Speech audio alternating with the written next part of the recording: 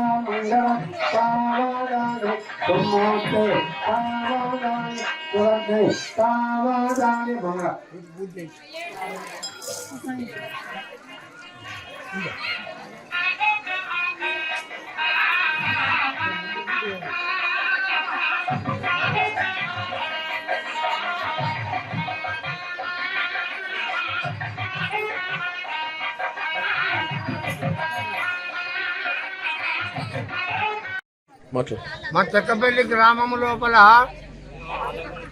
ఈ గుడి ఆరంభం 1990లో ఆరంభం చేసినాం.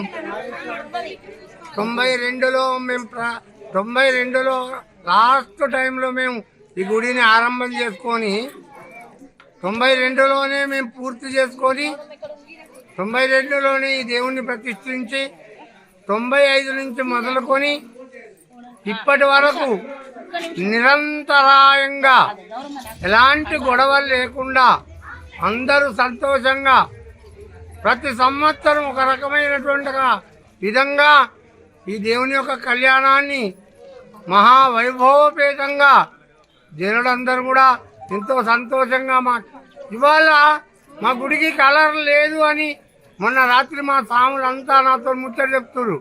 నేను వాళ్ళతో చెప్పాను, ఇన్ని రోజులు వేసిన కలర్ కూడా మనం కాదు, అందరూ దేవుని భక్తులే, ఎవరైనా వచ్చి వేస్తారు అని చెప్పి నేను నిన్నగాక మొన్న ఈ స్వాములందరితో చెప్తే నిన్ననే ఆ తిరుపతి గారు ఒకసారి నిలబడండి, ఆ తిరుపతి గారు నిన్న పొద్దున ఉదయం 9 గంటల కల్లా మా దేవాలయానికి సరిపడే అంత కలర్నిచ్చి నిన్న సాయంత్రం వరకు ఈ దేవాలయానికి కలర్ వేయడం అయిపోయింది.